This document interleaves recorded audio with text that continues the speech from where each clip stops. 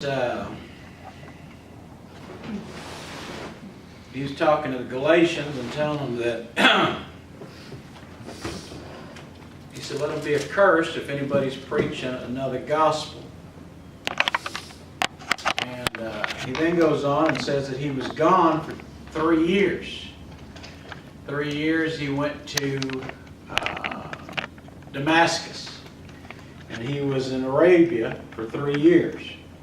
And he was there. He went and saw Peter and James, the Lord's brother. And then in Galatians 2, we pick up the story. Then 14 years after, I went up again to Jerusalem with Barnabas and took Titus with me also. The first trip, if you remember, well, the first time he went to Jerusalem, he was there, and he got a chance to meet Peter and the Lord's brother James, and he got his mission called. They sent him Barnabas and said, you need to go with Paul and go out there and win them Gentiles. And so that's what Paul did. He started going out there preaching, and other churches started getting saved.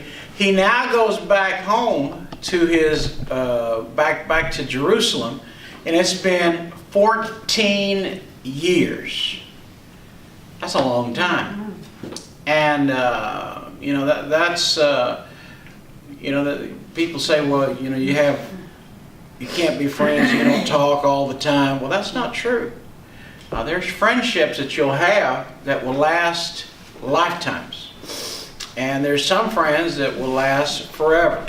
And the church of Jerusalem, he went up there and he said, I need to go back. It's been a long, long time. So he does. And he went up by revelation and commuted unto them the gospel which I preached among the Gentiles, but private of them which were of reputation, lest by any means I should run or had run in vain.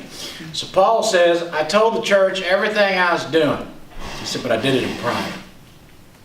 There are some matters that need to be in private.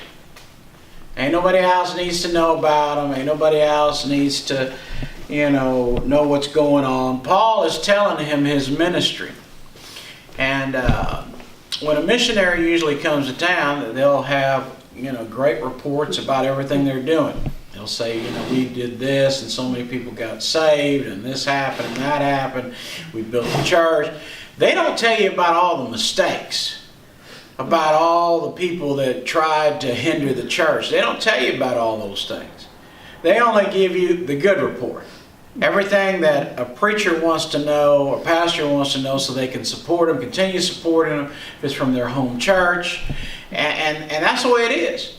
And a lot of times, that's the way we ought to be. When we're talking about Christianity to others, a lot of times the best thing is to tell them about the good things.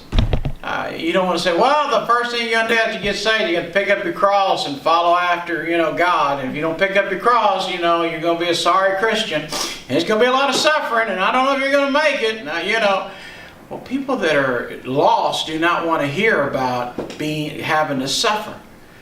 They don't want to know that. They want to see someone that has peace, that has joy. Now, during when they were killing the Christians, and they were tossing them in the Colosseums, and they were killing them and so forth, people saw people that were dying, but they had a joy and a peace.